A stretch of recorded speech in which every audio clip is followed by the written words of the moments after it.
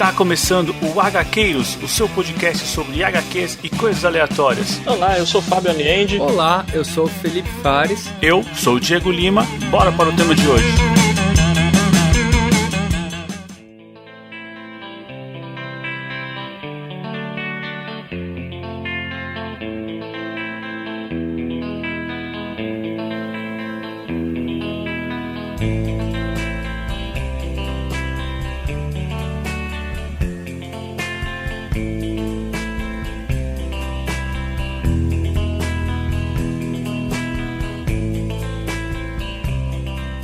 Avante, HQueiros, eu sou Diego Lima e essa não é a melhor história do Tex. E hoje eu tô aqui com ele, Felipe Fares.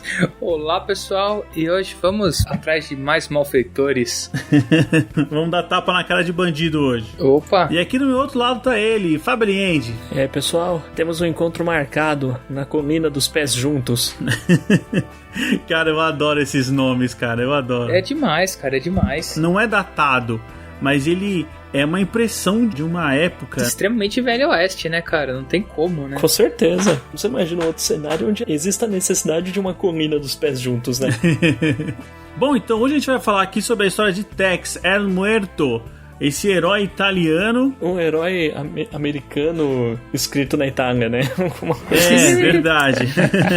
Muito bom, cara. Muito bom, muito bom. E essa história é de quando? Olha, na Itália, a primeira publicação dela foi em 1976 e a primeira vez que ela veio pro Brasil foi em 1980. Já tem uma carinha, né? Eu tinha uma impressão, agora a gente vai lendo mais histórias e tal, a gente tem uma impressão que demorava mais tempo para as coisas chegarem aqui no Brasil e eu fico surpreso que não demorava tanto, né? Então, talvez pro Tex, né? Antes demorava, assim, demorava muito mesmo. Quem acompanhava Marvel e DC, sei lá, na época dos primórdios da Abril, cara, tinha história que a Abril trouxe décadas depois. É isso que eu ia falar. Eu acho que isso é talvez coisa de Tex mesmo, né? Que talvez, tipo, a galera que os consumidores, como eram mais velhos, talvez, a empresa percebeu que não podia deixar tão velho o material, né? Mas isso que a gente tá falando de 4 anos, né? Hoje, se você for pegar, deve ser uma diferença de 10 meses pra uma história na Itália sair no Brasil. É quase que simultâneo, né? Sim. Só não é simultâneo porque existe todo o trabalho de adaptação, tradução, arquivo chegar, questões contratuais, etc. Mas, não, sim, mas com certeza antes levava muito mais tempo.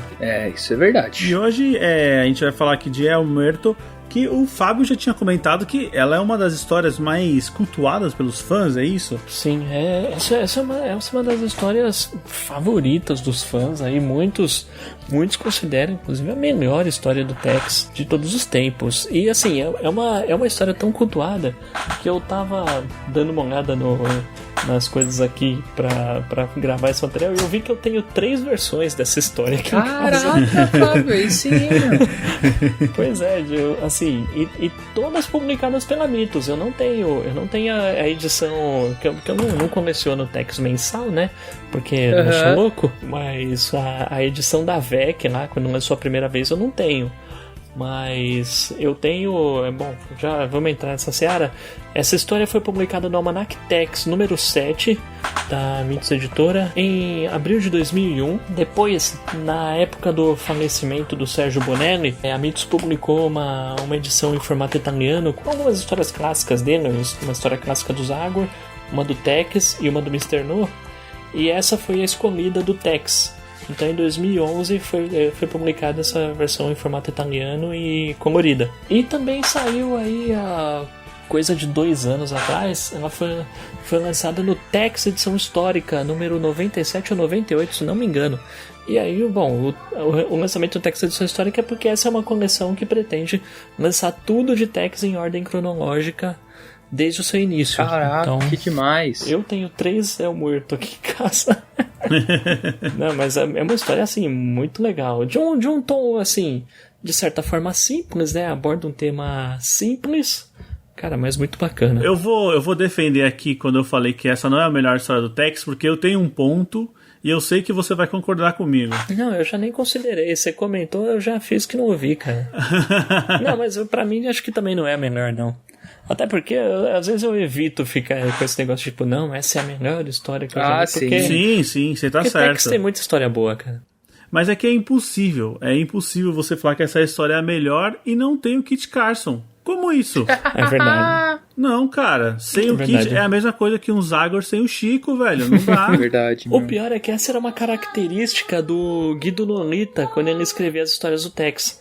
Porque, bom, só pra relembrar, a gente já falou isso aí algumas vezes, o Tex é uma criação do Gianluigi Bonelli, que é o criador, né, o desenvolvedor do personagem, e o escritor dele por, sei lá, 40, 50 anos, uma porrada de anos. Conforme o Gianluigi foi envelhecendo, ele foi meio que deixando a batuta de lado, e para alguns outros escritores, entre eles o Claudio Nisi e o próprio filho dele, o Sérgio Bonelli, que escrevia sobre a alcunha de Guido Nolita.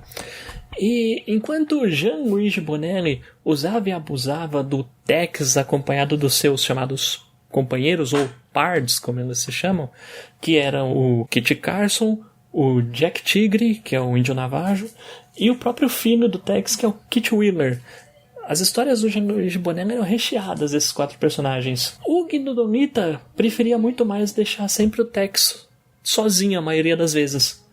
Então, assim, essa era uma característica interessante que diferenciava os dois. O Guido Nolita fazia o Tex funcionar melhor sem os parceiros. Tipo meio Lone Ranger, né? Da vida, né? Talvez pra dar uma pegada mais essa mesmo. Tipo, baseado lá nos filmes do Clint Eastwood. Sim. Faroeste Spaghetti, esse tipo de coisa. Que é bem dessa época, né? Essa é uma história de 76. A trilogia dos dólares é do final dos anos 60, se não me engano. A arte, nada se cria, tudo se copia, né? Com certeza, né? E assim, é engraçado você falar isso, né, Fábio? Que a gente começa a fazer um paralelo até entre o Spaghetti Movies, né, italiano com o Tex, né? Pra ver como a Itália tava sedenta por Velho Oeste, né? Sim. Não sei, existe alguma coisa entre a Itália e o Faroeste, porque o Western Spaghetti é uma coisa que começou lá com o Sergio Leone e alguns outros diretores na década de 60. Mas o Tex, a primeira história do Tex é de 1948. Então, assim, os italianos já curtiam Faroeste muito antes da revolução do Spaghetti Western. Provavelmente eles deviam consumir muito os filmes do John Wayne, do Robert Mitchum, e assim vai. Eles deviam consumir muito isso. Eu tenho uma dúvida aqui, porque essa história ela é tão redondinha, tão amarradinha, tão perfeita, que eu fiquei na dúvida. Não tem outra história com El Muerto, né? Não tem outra história com El Muerto, cara. Sei lá, isso é muito da hora. Eu já... o outro programa que a gente fez sobre o Tex, a gente falava lá que tinha o índio, que era um psicopata, e a gente queria ver mais dele. Só que assim, no final da história o índio morreu e pronto. E aqui, assim, é a mesma coisa. Cara, no final da história o Muerto morreu, acabou, cara. Não tem essa. O Tex encheu ele de bala, velho. Não tem como. Então, assim, acho que essa é uma característica legal. Não existe esse negócio de ficar requentando o personagem pra trazer ele de volta e pra render uns troquinhos a mais. Meu, beleza, você quer um outro personagem. Talvez a gente possa fazer um outro personagem parecido, com uma motivação parecida, mas ao mesmo tempo diferente, mas nada de ficar se copiando. E muitas pessoas consideram que o El Muerto foi o maior inimigo do Tex. Muitas pessoas pedem, mas assim, mesmo assim, a Bonelli acho que nunca sequer cogitou em trazer o personagem de volta e nada disso, até porque nem caberia, né, na proposta dessas histórias do personagem. Ainda bem, né, porque deixa essa história cada vez mais importante ainda. Sim. O Tex tem um inimigo que esse sim é considerado o maior inimigo dele, que é o Mephisto. Que o nome já diz, é um bruxo. Esse retornou algumas vezes sobre o pretexto de ser um bruxo, ele enganou a morte. Mas esse bruxo morreu na década de 70, é uma história. Ele foi retornar no início dos anos 2000. E aí ele retornou. E aí teve esse retorno e nunca mais apareceu. então, assim, mesmo tendo tido esse retorno, o personagem ainda tá preservado. Ele apareceu... Assim, se for contar, é o maior inimigo do Tex. Ele não deve ter aparecido em 10 histórias. Nossa, que incrível isso, né, meu? É. Realmente eles conseguem, tipo, manter lá, ó, morreu, tá de boa, fica aí, né? Não é aquele negócio, tipo, beleza, o Batman, vou tirar o Coringa do Batman. Cara, o Batman sem o Coringa não é nada, meu. Não dá pra avançar 6 meses de história do Batman sem aparecer o Coringa. Coringa. Mesma coisa o Duende Verde com o Homem-Aranha, o Dr. Octopus, o Superman com o Lex Luthor, essas coisas. Eles que fazem a história, né? A diferença, né, de personagem pequeno pra personagem grande, né? Ai, meu Deus.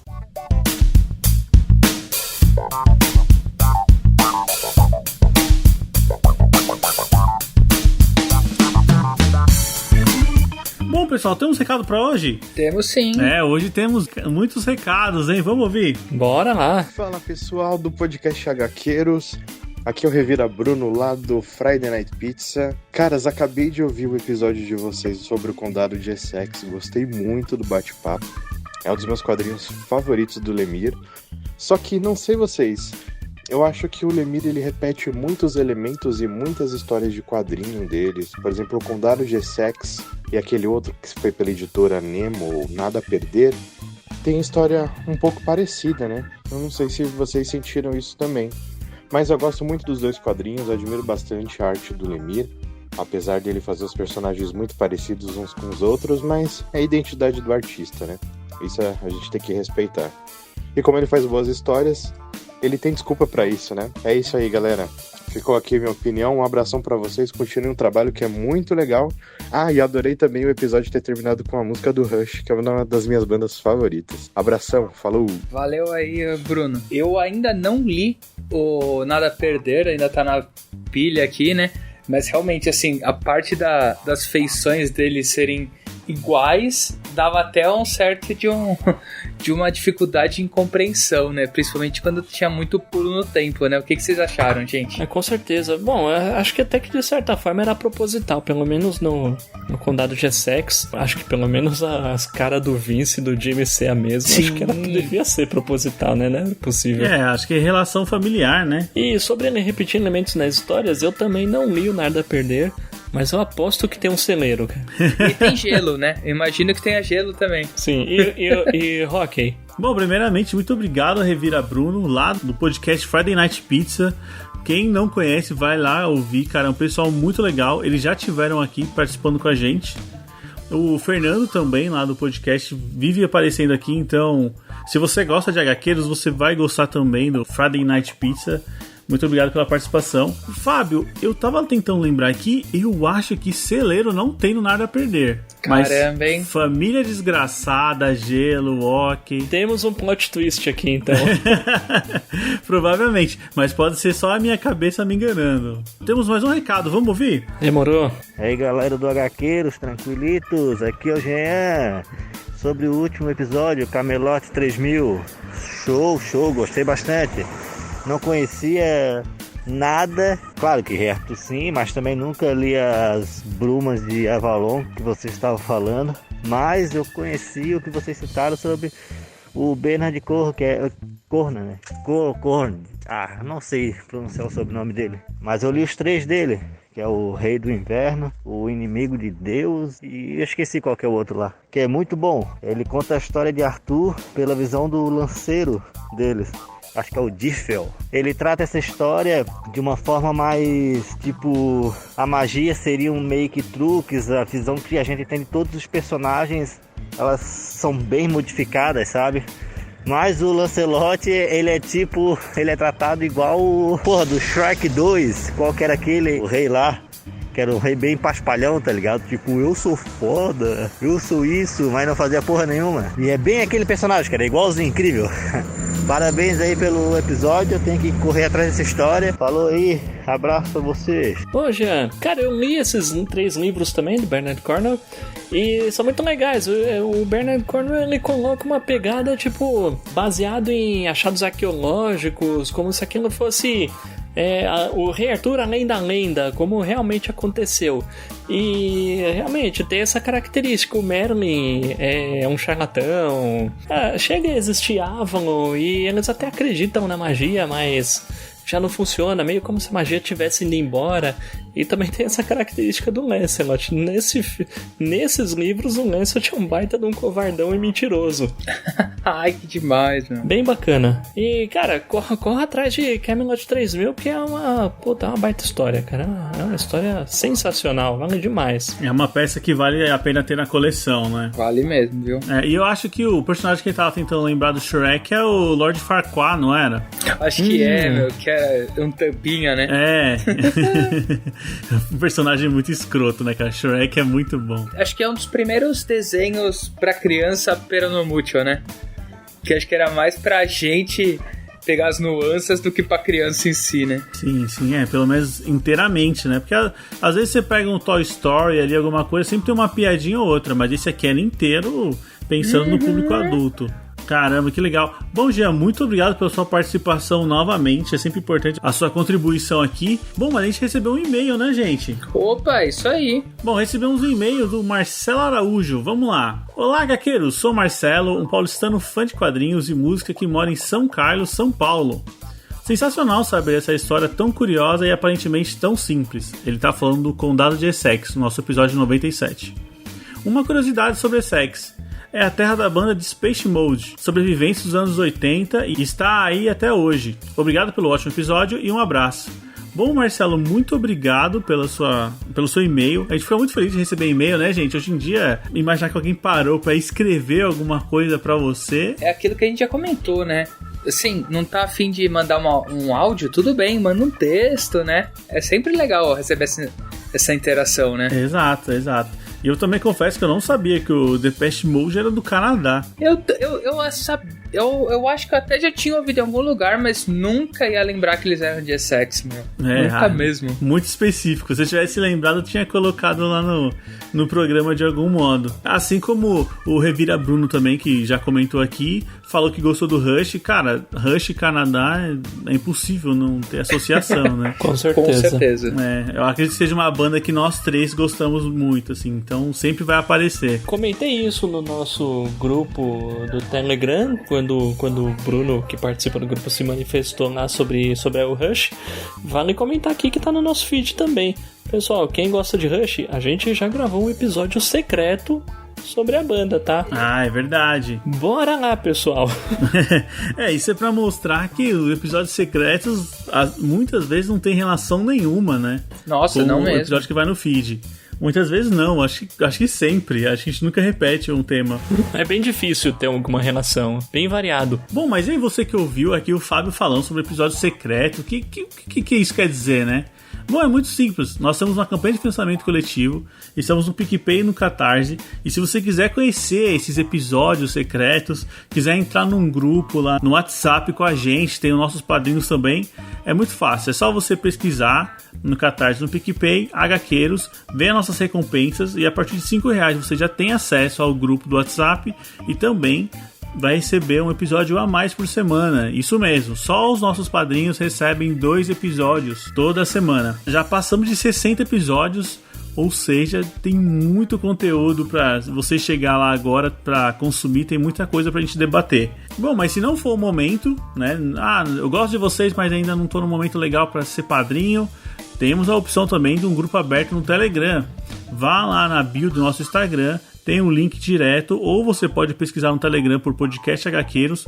Você vai encontrar lá o nosso grupo aberto. É só entrar, tem uma galera lá a fim de trocar ideia, fazer amizade, conversar sobre quadrinhos. É um pessoal bem ativo que também passa várias dicas sobre promoções. Então vale muito a pena você tá lá. Se você gosta de quadrinhos, gosta da gente, entra lá também no nosso grupo aberto do Telegram. Bom, vamos agradecer aqui nominalmente os padrinhos que participam da recompensa de ter o nome citado no programa. Muito obrigado ao Jean Correia, ao Fernando Costa, ao Felipe Mota, ao Diego Souza, ao Renato Seide, ao Fernando Petrucci e ao Igor Gomes. Pessoal, muito obrigado. Vocês são fundamentais, e aos padrinhos que não participam dessa recompensa, vocês também são incríveis. Vocês fazem parte da nossa história. Bom, pessoal, acho que agora chega de falar. Vamos lá agora sujar as botas do Velho Oeste? Com certeza! Começando a história, a gente já é apresentado, ou reapresentado para quem já é um velho conhecido aí do universo de Tex, a gente é apresentado a um dos seus pards, Jack Tigre é apresentado retornando à aldeia após receber uma carga de mantimentos para a aldeia dos Navajos. Então ele tá voltando para a aldeia dos Navajos acompanhando um monte de mulas aí, carregando uma carga com outro índio navajo. No caminho eles são abordados de primeira, ele pensa que é uma quadrilha querendo roubar os mantimentos, mas aí ele vê um dos bandidos, até impressiona ele com a cara dele. Com a sua beleza, né? Com a sua beleza. E ele fala assim, cara, eu não quero nada disso aqui é porcaria. Eu quero que você mande uma mensagem para Tex Willer. E aí começa o nosso ciclo, nossa epopeia atrás de vingança e redenção no Velho Oeste. E é engraçado nessa história, né, que a gente é apresentado, tipo, o Tex, ele só tá tentando entender o porquê que esse cara que se titula El Muerto tá querendo vingança dele. Ele fala, cara, eu nunca vi esse mano. Eu nunca vi esse cara mais gordo e ele tá querendo me pegar, né? Não, e ele quer pegar de qualquer jeito. Ele tem um ódio mortal do Tex. Sim. E o Tex fala assim, cara, mas eu não sei quem é, nunca vi. E ele trazendo sempre dor e sofrimento pra todos que estão perto do Tex, né? O que demonstra muita coragem, porque um cara desafiar um Ranger que já era famoso, né? O Tex é temido. A gente vê que ao longo da história que as pessoas falam, caramba, esse é o Tex e tal, né? Então, da onde tá saindo esse cara? Ou ele não conhece o Tex, ou ele é um maluco. Cruzar com o Tex é como encontrar um misto de John Wayne com Clint Eastwood, cara. Meu... Tipo, você pensa, beleza, eu quero ser seu amigo, cara. É tipo Exato, isso. né? É assim, os bandidos dão uma coça, né, no Jack Tigre, deixam ele entre a vida e a morte e falam assim, beleza, agora eu quero que você vá lá dar seu recado. E aí a gente tem uma característica legal, né? A gente vê onde o Tex vive. Ele é um branco que vive com os Navajos. Mais que isso, ele é o líder dos Navajos e entre os Navajos ele é conhecido como Águia da Noite. O Tex, além de ser um ranger super famoso e temido, ele também é um líder indígena super famoso e temido. É o perfeito herói dos anos 70, né? Não, sim, com certeza. Ele é temido e admirado tanto pelo povo branco quanto pelo povo vermelho. E ele realmente faz parte da aldeia. Vive com eles, casou com uma índia, teve um filho com ela no momento em que essas histórias se decorrem, é o filho dele, é o Kit Wheeler, que é meio branco, meio navajo. E se tornou um dos seus pards, né? Nas histórias, o Kit Wheeler, a esposa do Tex já é falecida, e o Kit Wheeler tem lá seus 20 e tantos anos. E ele aparece nessa história, né? Além do Jack Tigre, o outro pard do Tex que aparece na história é justamente seu filho, o Kit Wheeler. E a gente vê que o Jean-Louis Bonelli não tinha lá tanta ideia pra nome de protagonistas assim, né? Porque dois dos pards do Tex compartilham do mesmo nome. Os dois se chamam Kit, né? Verdade. E aí, como você falou, já falou do Kit, é a próxima vítima, né, do El Muerto, que tá fazendo esse rastro de vítimas próximas ao Tex para tentar atrair a atenção do Ranger e falar, olha só, eu sou um perigo iminente, eu vou chegar até você, mas antes eu vou pegar as pessoas que você gosta. São pequenos recados, né, que o Muerto vai dando pro Tex ao longo do caminho. Tipo, o Tex já saiu da aldeia quando o Jack Tigre foi atacado, então ele já saiu da aldeia, ele já tá no rastro do El Muerto. Ele chega na cidade onde, coincidência ou não, o Kit Wheeler estaria chegando numa carruagem. Ele vê que a carruagem foi atacada e o Kit Wheeler apanhou e tomou um tiro. E aí ele prossegue na sua busca por entender o que tá acontecendo, né, também. Mas agora ele fica mais decidido, porque afinal mexeram com o filho dele, né? Não, e ele começa, né, a falar assim, você queria a minha atenção, agora você a tem, né? Em todas essas pistas, o El Muerto sempre fala, me encontre na cidade tal, que agora eu esqueci o nome, mas na colina dos pés juntos da cidade tal, no dia tal, a tal hora, e aí a gente vai acertar nossas contas.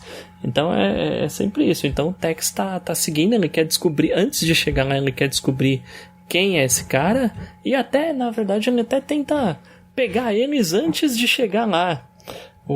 E ele acaba conseguindo, ele acaba encurralando os bandidos em uma cidadezinha, né? Ele tem aquele embate dentro do saloon, né? Ele encontra o El Muerto lá, e aí é lá que eles se veem pela primeira vez. E o Tex continua meio na dúvida, quem é esse cara? A única coisa que você sabe dele é que ele é feio que nem o diabo, né? Assim, Nossa, horrível, fazendo jus ao apelido, é o Muerto, tem a cara de um defunto, né? De uma múmia. De uma múmia, exatamente. Aquele rosto tudo chupado, assim, tudo seco já. Tem uma característica legal, pelo menos desse trecho da história, porque o El Muerto e o seu bando, eles chegam na cidade e eles já matam o xerife da cidade. Sim. E aí o Tex fica sabendo e tal, aí ele tá lá, o Tex tá lá rodeado dos homens da cidade, e aí falam pro Tex, o bando tá lá no salão. E aí o Tex vira pro pessoal da cidade e fala assim, mano, mas matam o xerife de vocês não fazem nada? Que tipo de homens que vocês são? E eu acho que essa cena é meio que uma homenagem a um filme antigo do Gary Cooper, de 1952, chamado Matar ou Morrer, que era meio que isso. Nesse filme, o Gary Cooper é um xerife já prestes a se casar, prestes até a ir embora, e aí ele descobre que um bandido que ele havia ajudado a prender tá livre e tá vindo pra cidade com seu bando em busca de vingança. E aí todo mundo fala pro Gary Cooper fugir e tal, mas ele pensa assim, mas é minha responsabilidade, quem vai ajudar essa gente e tal. Aí ele resolve ficar. E aí ele tenta achar, como os bandidos estão vindo em banda, ele tenta convencer as pessoas da cidade a ajudarem ele. E ninguém ajuda, nem o auxiliar dele, todo mundo inventa uma desculpa, fala que tá doente, ou então vai embora, ninguém fica pra ajudar ele, e no fim das contas ele resolve tudo sozinho. Depois que ele resolve tudo sozinho, aí as pessoas vêm parabenizar ele, etc. Então, assim, essa história é bem parecida. Tipo, no fim das contas, o Tex vai enfrentar os caras no salão sozinho e ninguém aparece pra ajudar ele. E ele demonstra o porquê que ele é tão famoso, né? Que ele encara, não importa o número de pessoas, ele bota medo em todo mundo. Gatilho mais rápido do Velho Oeste, né, cara? Não tem nem o que falar, né? Isso ele prova mais de uma vez nessa história. Apesar do embate, né, apesar da fama, o Tex, as coisas acabam saindo meio mal e ele não consegue se livrar dos bandidos, né? Mas o El Muerto demonstra ter, assim, um certo código de honra. E o El Muerto acaba falando assim, não, eu falei que eu ia te encontrar na cidade tal, na Colina dos Pés Juntos, no dia tal, no horário tal. Eu vou te esperar lá.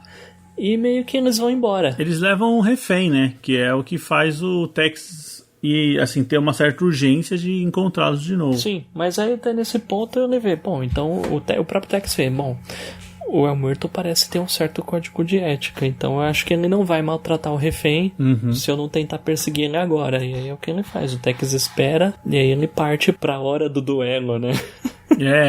Tinha hora marcada, hora e local. Aqui acontece meio que um pequeno plot na história, porque, como você falou, a gente vem acompanhando o El Muerto e ele tem esse código de ética, parece um cara honrado. É um cara que, assim, não, vamos fazer as coisas do jeito certo. Eu poderia te matar aqui, eu não vou fazer isso. Só que aí o Tex, ele meio que cai numa emboscada, que era uma coisa que não tinha nada a ver com o personagem, né? Na hora que eu comecei a ler isso, eu falei, que estranho, a história não tava me levando pro El Muerto tentar enganar o Tex. Cara, e nessa hora aí o Tex, ele acaba sendo ajudado por um dos seus pards, né? Alguém que ele tinha falado assim, fica aí, se recupera, não me segue. Mas bem na hora que ele vai ser atingido pelas costas por um dos homens do bando, ele é salvo pelo Jack Tigre, que é o seu irmão de sangue indígena, digamos assim. O Jack Tigre chega na hora H, na verdade. E aí se descobre que, na verdade, não era uma emboscada do El Muerto. Somente dos homens do bando do El Muerto, que nessa altura o El Muerto já tinha dispensado pra ir cuidar do Tex sozinho durante o duelo, digamos assim. Mas tem uma parte muito legal do Jack Tigre aqui. Isso. Bom, um dos homens do bando do El Muerto é um índio navajo renegado.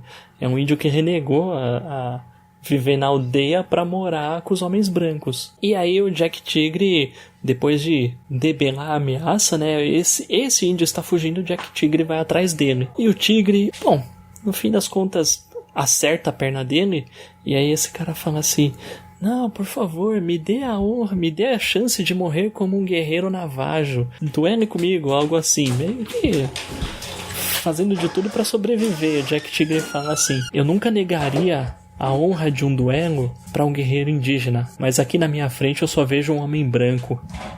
E aí fuzila o cara. Muito bom, cara. Não, isso eu acho muito legal, né, Fábio, que você não vê assim, né, tanto o Tex quanto ele, assim, você não vê, não, eles são pessoas que, tipo, cara, eles estão vivendo no Velho Oeste, então, cara, tem que atirar primeiro e, assim, não é que você vai matar qualquer um, mas, assim, se o cara é vilão, ele tem que morrer, mano. Não é esses negócios de vamos manter vivo, né? Não, aqui não.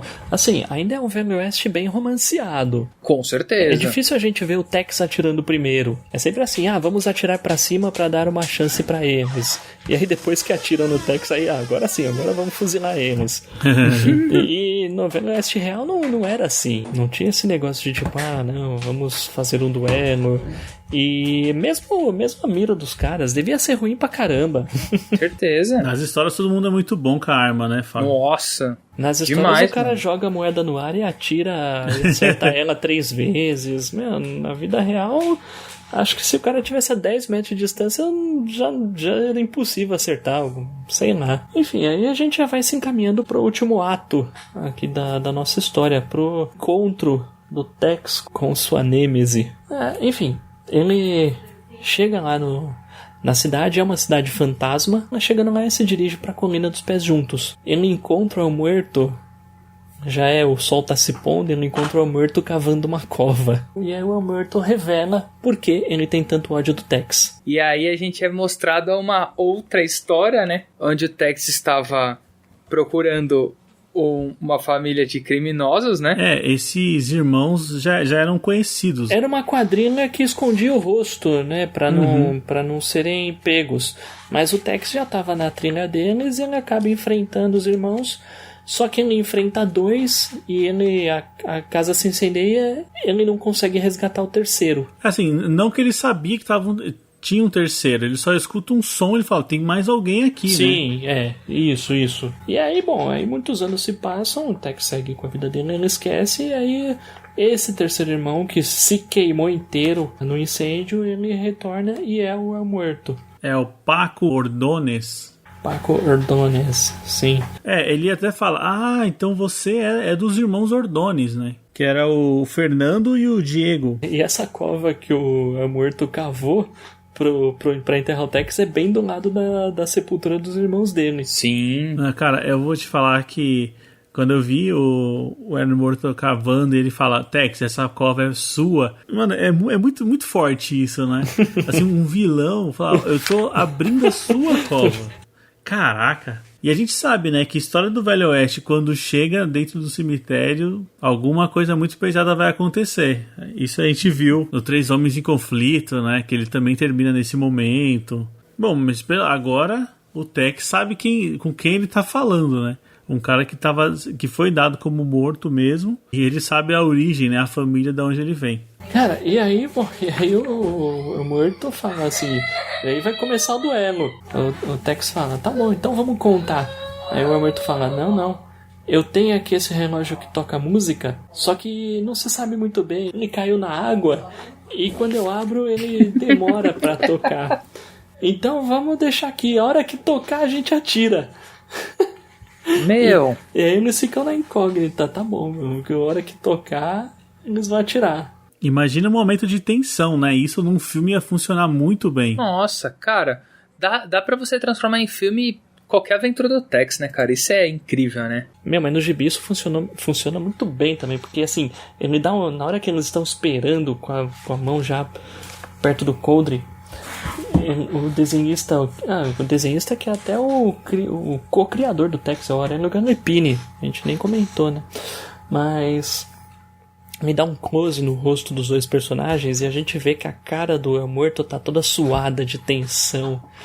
E a cara do Tex, o Tex tá tranquilão.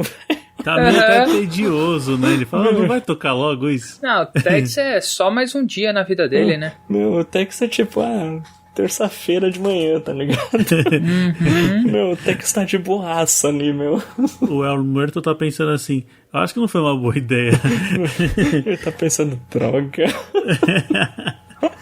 Caramba, e aí acontece o que é esperado, né? O Tex, ele é o gatilho mais rápido, então ele mata o El Muerto, que cai dentro da cova que ele tinha cavado.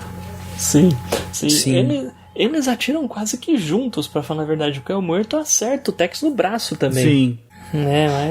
Mas não tem jeito, né? O cara é o mocinho, e no fim ele ainda acaba atirando no relógio também, pra acabar com a história de uma vez. Cara, isso é muito bom, né? Ele ficou tão nervoso, tão tenso com aquele negocinho que ele falou, quer saber, dane-se. Tome. É legal que ele fala que a música que toca é uma marcha fúnebre, né?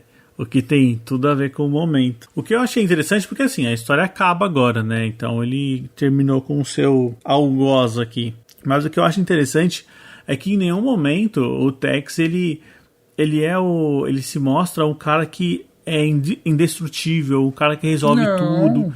Ele mesmo assume que, por muitas vezes, ele se safa por sorte. E é o que ele alega no final, né? Ele fala, se eu sair dessa aqui é porque foi uma sorte mesmo, uma sorte danada. Um pouco antes também, ele só sobrevive porque o tigre aparece pra salvar ele. Verdade. Então iam acertar ele pelas costas. Poderia ter acabado ali, né? Poderia ter acabado ali. Mas assim, ele conta com uma boa dose de sorte mesmo, porque tanto que atiram nele e não acertam, eu vou te falar, viu? Só encontra Stormtrooper pela frente. Só Stormtrooper. Cara, essa história é muito boa, velho. Eu gostei também, meu. Eu falei brincando lá do Kit Carson, mas é porque é um personagem muito marcante e caberia um momento ou outro ele tá ali, nem que fosse naquela muvuca no meio da cidadezinha ali no salão, alguma coisinha poderia aparecer. É daquelas histórias que você...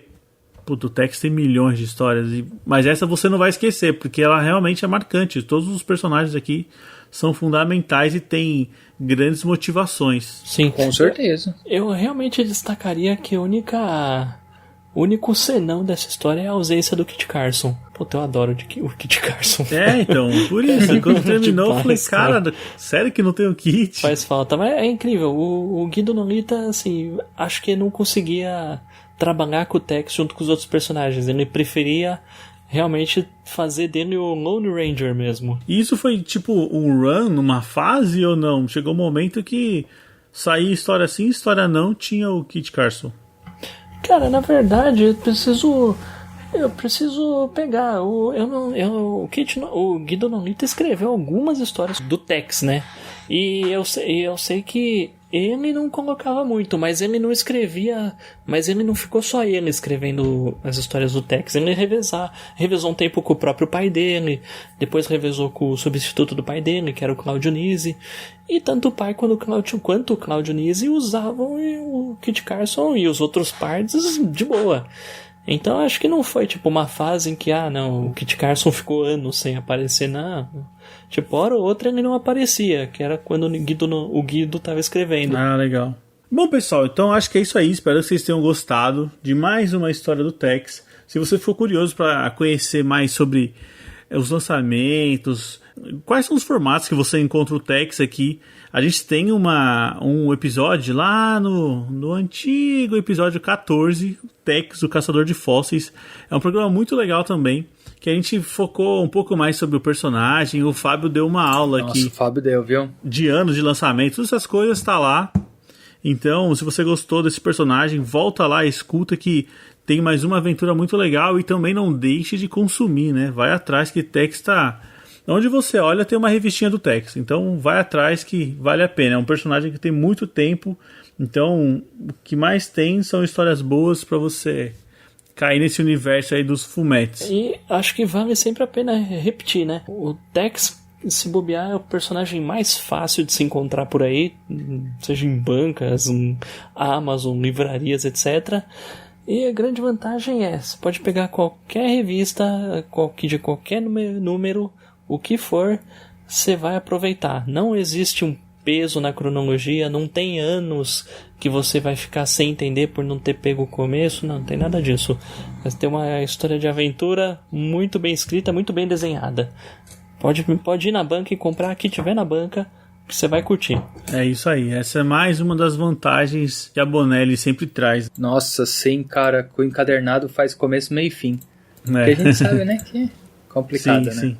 Bom, então, se você gostou desse programa, fique à vontade para mandar uma mensagem para a gente, acrescentar aqui ao nosso papo. Eu tenho certeza que você pode trazer informações bem legais e também trazer algumas recomendações de histórias sobre esses personagens incríveis italianos aí.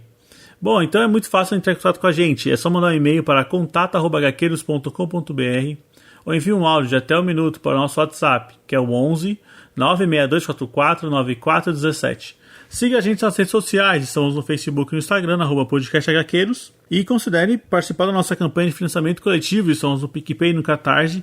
É só entrar lá, pesquisar por Podcast HQueiros e veja nossas recompensas. A partir de R$5 você já pode entrar num grupo no WhatsApp e também ter acesso aos episódios secretos. É isso mesmo, toda semana temos 2 episódios, um só para os nossos padrinhos e o outro é esse que você está ouvindo que sai no feed. Bom, pessoal, acho que é isso aí. Conto com vocês na próxima semana. Com certeza. Com certeza. Beleza, valeu. Falou.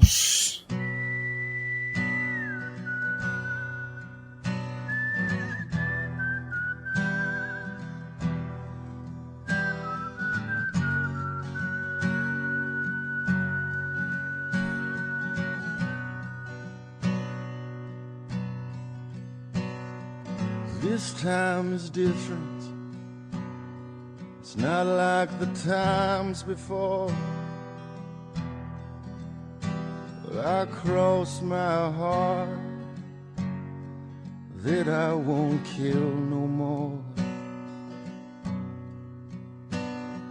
Jesus, watch over me, keep my anger at home.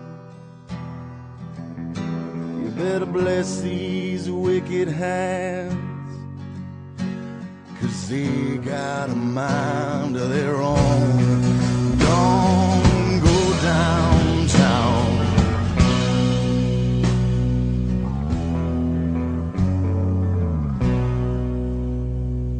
The devil whispers in my ear, it's time for your curtain call. So I dress myself on up with alcohol. Step aside, step aside. Oh, let the whistler through. There really ain't no help at all for folks like me and you. Don't go downtown. Don't go downtown.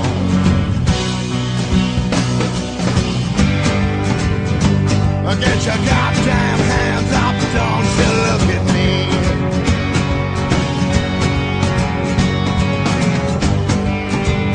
No one's a dying here alone.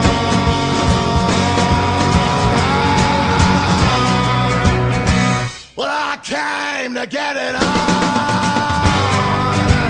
Let's get it on.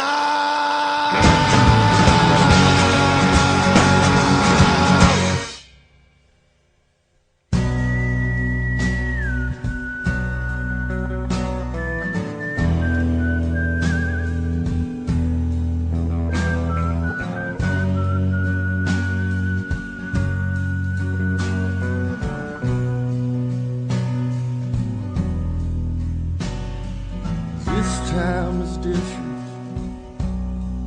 not like the time before. I cross my heart